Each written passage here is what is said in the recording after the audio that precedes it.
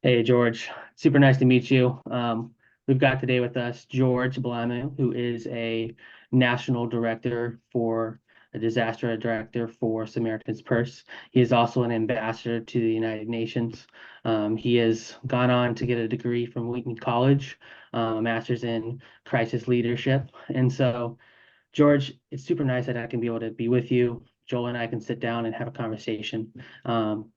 Give us some background about who you are and just allow us to know how God has worked with you and what you're doing now. Thank you so much for the privilege and the great opportunity to share my life with you guys and our audience as well. I'm George Festus Blamoh from Liberia, West Africa, and I formerly played for the Liberia national soccer team as a goalie. And I'm also currently serving as the country director for the Association for Life of Africa. And I also work for the Samaritan Press Disaster Assistance Response Team and project. And so I've been involved into ministry for about 20 years more. And over these years, God have walked through my life. And I have the privilege to serve in my country, Liberia, as a chaplain at the London Olympic 2012, and also serve as a chaplain for my country at the World Cup 2010 in South Africa. And currently, I also in the space of providing trauma healing for our nation, Liberia, that have gone through 14 years of civil war. Liberia is a nation that have gone through brokenness and have gone through a cycle of trauma. And I see my life as a gift and being here in the space in Liberia to provide hope for the younger generation. And so I see it as a privilege. Yeah. Thank you, George, for sharing that. So this conversation today, we're kind of talking about healthy and at-risk leaders and the impact that mentorship and coaching has on crisis management. And so talk to me about what that has looked like a little bit for you as you've stepped into that mentorship and kind of coaching role. Well, I would say that going through crisis is tough. It is very difficult because about half of my life, I lived through crisis during the civil war in Liberia. And crisis has a way of warning us. But however, I have seen how God developed me and my leadership in my life, being a coach and able to leave a legacy for the next generation through crisis. Growing up as a young person, firstly, I never had a father in my life. I was raised by a single mom. And in the midst of the Civil War, I never had anyone to look up to as a mentor. And I have to struggle through that difficult time. And so growing up as a leader, as a young leader, it was very much challenging. And I would say crisis is a difficult time. And I would also like to say that crisis is inevitable. We live in a life in this world that is full of brokenness.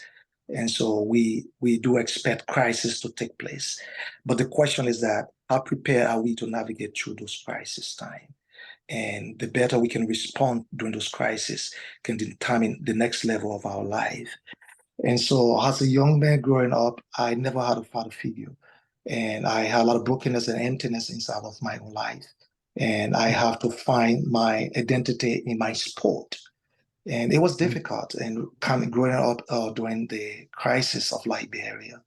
And it was so challenging. And so what happened is that finding my faith in God redirected my identity and my security in Christ. And that helped me a whole lot how to deal with the challenges of life, the crisis during the Civil War.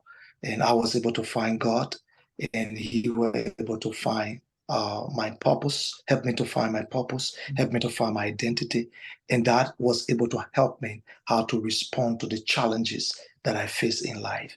So most of my ability to go through the crisis of my life in the Civil War of Liberia is through the faith that I had in Christ. It created a lot of resiliency in my life.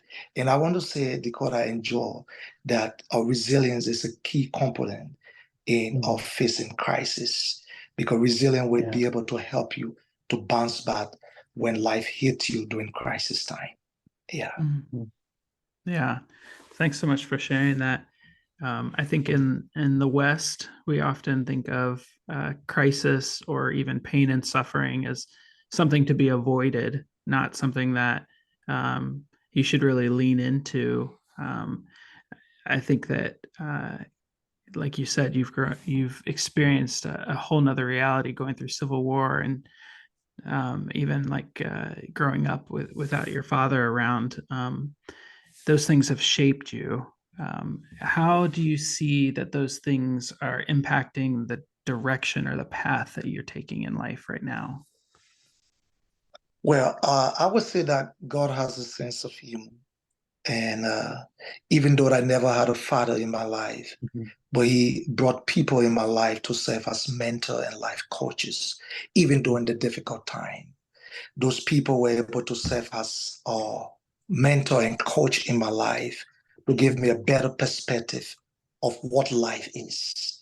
I never knew that God was a loving father until I reached a point in my life where we had a great league season and successful football and tournament, and I decided to go on a cruise. And at that point, there was a severe storm. There was a crisis over there, and I didn't know what to do, and I felt that I was dying.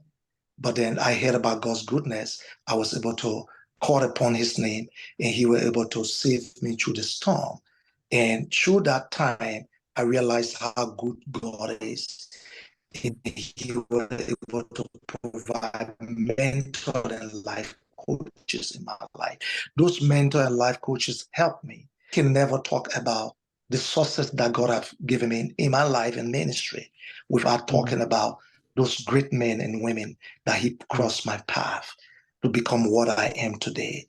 So I would say that even though crisis is challenging, crisis sometimes can be traumatic, but I would say that there are a lot of learning in crisis when you are able to listen to the still voice of God or what he's doing during the crisis. We can go back to the story of Job when there was a crisis on the board. And he was out of shape. He was out of place. And he was going in the wrong direction. That caused the crisis. And in the midst of that crisis, he was able to find his direction. And I can say the same with my life. In spite of all of my achievement in sport, I was going through the wrong direction. I was trying to find life fulfillment in myself, in my sporting ability. But when the boat storm hit me, God was able to redirect my life in the midst of that crisis to find him and also find the path of life that led me in the trajectory that I find myself. And so I think it is very much important that in the midst of storm, in the midst of crisis, to hear what God is saying and also be able to open our hearts and our mind, what lesson he's teaching us. Because I can tell you that all that I am today, it came out of the storm of life. Yeah. George, thank you for sharing that and your story of coming to God. Who, as you talked about, who have been some of the most influential mentors in your life, and what are the specific ways they've impacted you, and the impact that they've had on your life, and some of the lessons they've learned? Well, I want to give God the glory for Jonathan Detwiller. He formerly served as the International Partnership Director for CRU in the Netherlands. And so the Netherlands were looking for partnership in Africa. And then he were able to contact our office in the US, in Ziana, Ohio. And the office in the US were able to direct Jonathan to me as the country director for Athlete Action at the time in Liberia. And so I would say that Janitor has made a great impact in my life.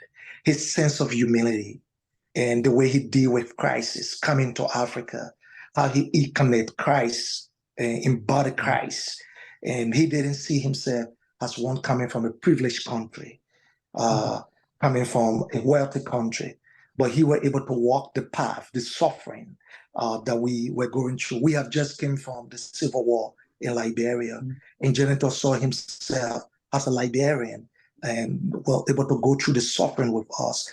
And that left a whole lot of impact and imprint in my life to see someone coming from the worst and be able to have empathy and able to walk in our shoe. Yeah. That shifted my whole perspective of who God is. And that was able to help me through that cycle of life. And I would say that Jonathan came in 2008 and joined Dakota. And after he left, he kept coming back. But then when he left, Ebola struck Liberia. And that was a complete disaster and a crisis, wiping several lives. And we have to be in the space serving our people during that time. Even though Jonathan was not in the country, but he was in touch with us, helping us provide resources to be able to reach to our people. I see him as a true mentor. I see him as the hands and feet of Christ in broken places. And that have left a mark on my life. And his ministry was able to impact my life. That even though I had the opportunity and the privilege to go to school in America, I could have stayed in America. But because of the experience that I have with Janenta, the mentoring, I was able to go back home and serve as a hands and feet in these broken places and bringing hope, reconciliation, and transformation. So Janenta is my hero. Yeah. That's really cool to hear. I mean, and thank God for mentors in our life that can show us how to respond in crisis and model what that looks like. As I think about, you've mentioned different types of crisis that you've experienced, whether that's in your culture or personal life. Can you think of some examples of how you've seen crisis handled really well, and what did the leaders that you observed, what did they do that showed you or taught you how to handle or lead through crisis? Well, firstly, I would say that crisis revealed our weaknesses, and so it is very much expedient that we are able to express vulnerability and trust during conflict. And because what happened is that when we are in the place of crisis, everything around us is shattered. And I think the best way to express vulnerability is to say, I need help. And I know that the word, I need help, sometimes culturally can be mistaken to be a sign of weakness. But calling for help, saying that I need help, is a strength of humility, which is also a key component of leadership and true leadership. And when we are able to express vulnerability and say that I need help, we are able to have a community that can be able to be a support system to us during the crisis time. And like the African proverbs say, if you want to go fast, go alone. But if you want to go far, go together. And we can go back to Ecclesiastes chapter 4, verse 9 to 11. That say two is better than one. One which is 1,000, but two which is 10,000. I don't know how that might work, but that's what the Bible says, and it is true. It is the power of community. When we are able to express that I need help, in the midst of the crisis, I don't know it all, and we can have help from our community. And I saw that during the civil war in Liberia, when everything was shut down. Liberia was at the place of hopelessness, and everything was out of place. The president of Liberia at the time was able to call for help and from the international community. And we were able to have help from the Economic Community of West African States. We were able to have help from the United Nations. We were able to have help from the United States of America, the EU community. And that was able to set a new path for Liberia. It was not an easy path, though, but calling for help, we're able to create a sense of peace in the room for negotiation, for the need to talk about our differences and what was causing the conflict. And so I think that have helped me as well in my leadership and path. There are times that I feel overwhelmed as a leader. There are times that I'm serving in the midst of crisis like the Ebola, like even the COVID.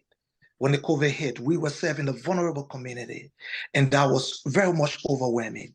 People were very much afraid because they thought that it was almost like the resurface of Ebola because of the impact that it made in our country, Liberia. And so I was able to ask for help from my friends in America, ask for help from my network and partnership in Liberia. And that helped me and gave me a bigger and broader perspective how to navigate during the crisis. I think asking for help is a sense of strength. Humility is key and in navigating through crisis. Yeah. Yeah, I love what you said there. I think that there is a tendency in a crisis to feel like it all depends on me. Like I have to figure this out, or I have to have the answers or the resources. And like you said, asking for help can feel like a sign of weakness, of like, I don't know, I don't have an answer. But developing those relationships or those networks are the ones you turn to in crisis, which is a beautiful thing. You know, the flip side of the question I ask is, you know, when have you seen crisis handled well?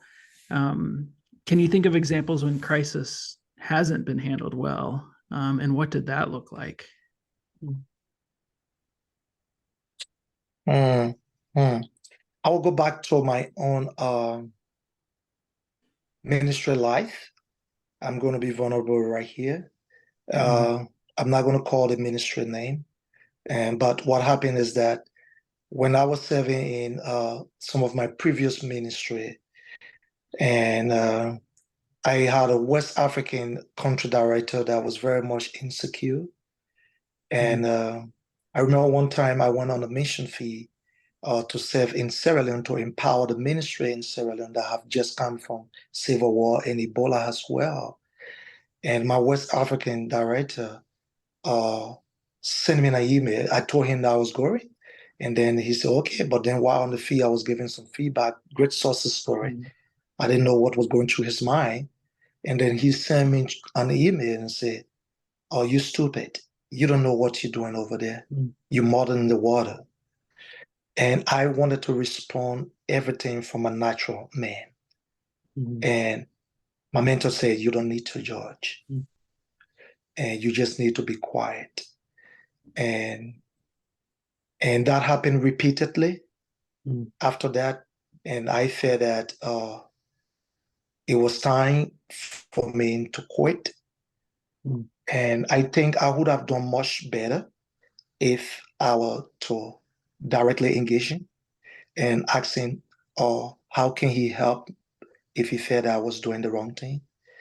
And what are some of the ways that he could serve as mentor rather than just stonewall and create a wall and just say, okay, it's done. And I think I could have learned much to know what was going inside of him. And probably I could have been a help to him as well. And I don't think that I handled that very well. I think I could have brought in my better angel inside of me to see the best of what he was saying, even though he was saying that in a meaningful way. But I could have created a safe environment and by asking, can we talk? What are some of the ways that you can help? And that could create a new conversation and be able to help through the crisis that he had with me in my leadership. Yeah. Okay. George, thank you so much for just being vulnerable and talking about how you could have handled a conversation differently and just telling us the truth about how sometimes when leadership impacts us and how we want to respond. Um, Mhm. as you're helping lead and guide and develop future leaders, how would you guide and direct future leaders to be able to work through and lead through crises? What do they need to know to navigate situations just like you shared, so that they are able to be prepared? Yeah, I love what you said because most of the time, being in leadership as a young person, we think that it's going to be rosy. Mhm. Leadership is tough, and sometimes the people who care about you sometimes flip on you. And how do you respond to that? We see the life of David being called by Saul, his father-in-law, to serve and giving his own life to redeem the nation, Israel. And now in service, his leader is chasing after him. And we saw how uh, David was very gracious. And one time, uh, Saul fell prey to David. And David said, I will not touch the Lord's anointed one. And he was able to still see his leader as an anointed man of God. And so I would tell young people that be patient. Mhm. And Yeah. sometimes God is using a crisis to teach you your own weaknesses so that you can be able to develop strength.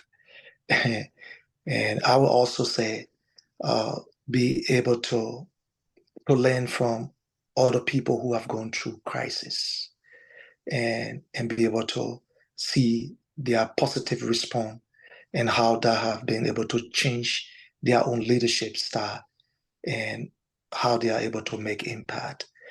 But then I will also say that, yeah, be gracious to yourself. Don't be too hard because sometimes crisis can make us feel that we blow our chances out. We could have done something much better than what we did. Be gracious to yourself and ask for mercy and ask for grace. Open your hearts and your heart to the Lord. He's a God of second chances. Even if you fail once, He have grace to pick you up. I can't even imagine how many times I have failed through my leadership. And looking back now, I can say, well, God, thank you that I failed forward. I didn't give up, even though when I fail, I wake up. In fact, going back to me taking the time to go to school in America in the middle of my life, where I felt that God was calling me into something bigger, what I'm experiencing now. People mistaken me. Some ministry wrote me off. They thought I was seeking greener patch or green card in America. Mhm. They didn't know that God have uh, called me in to prepare me for the next season. Mhm. And some cut me off. And today they are calling me back. So I would say to young people, be patient and keep listening to the still voice of God. And I do believe that if God allow crisis to come into our life, it's for good. And He will turn it for our good. But we should be able to have empathy for ourselves and the people that we lead and be able to show compassion to others, but also show compassion to ourselves. Crisis can wound us. And sometimes the wounds of crisis can be the mark that can change our leadership and be able to be a voice to many voiceless people. And talking about my previous ministry that I was serving, it has helped me to be able to serve young people better so that I can be able to develop empathy even when they are doing the wrong thing, to be a light in that dark place, to be the hands and feet of Christ. And so those are things that I will be able to share with young people and to say, well, just be cool, man.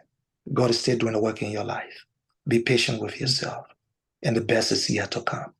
Yeah.